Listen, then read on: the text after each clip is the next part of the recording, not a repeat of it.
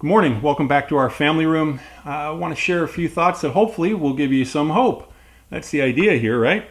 So I got a new iPhone 8. Not only is it an iPhone 8, which is an upgrade for me. I know I'm kind of old school, but I got one new, not a refurbished one.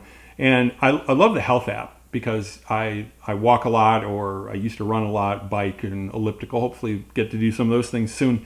And I like keeping track of my steps. It all started with the Amish women and the 10,000 steps, and like to at least do that. But one of the features that I didn't realize that it had with the upgrade, with the new phone, was it keeps track of how loud the AirPods are that I'm listening to. And I got to tell you this, Heidi got them for me for Christmas, and at first I wasn't using them so much, and just because I was kind of used to the ones with the cords, and you know what it's like. Your wife gets you a gift and you're not using it, and there's sort of a guilt factor that goes along with it.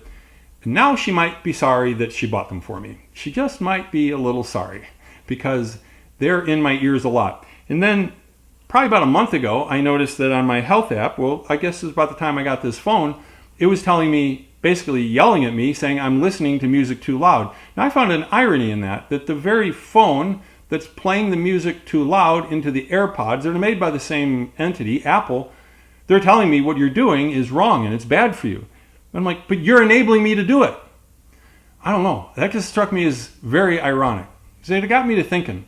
There's all sorts of things that are like that, aren't there? I mean, I was around in the 60s, 70s, 80s, 90s. We'll just stop there. And I remember a lot of the messages that were being sold, so to speak, through Hollywood and television.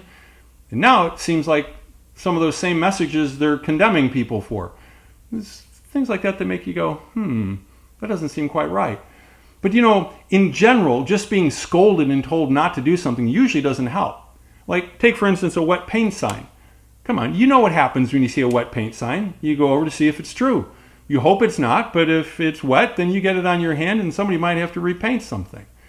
You know, the Old Covenant was great for the nation of Israel. God had his purposes with it. Although the book of Hebrews now declares that that's obsolete. Why? Because there's a new covenant. But that old covenant gave the law. It was kind of like take 2 tablets, Moses, and call me in the morning. It didn't empower people. And that's the difference. A lot of times there's rules and laws that just say, don't do that. And as soon as someone says don't, it's like, well, I didn't even thought that I could do it. But now that you mention it, I think I will. No, the new covenant says that Jesus came full of grace and truth. Not just truth like old covenant, which was law, truth which is revelational, relational. He wants to communicate personal stuff to us. And then grace. Grace is the want to. Isn't life fun when you've got the want to? That's what Jesus wants to give us today. He wants to put the want to on the inside of us. And that's what the new covenant can do, because God's not scolding us anymore because we didn't make the grade.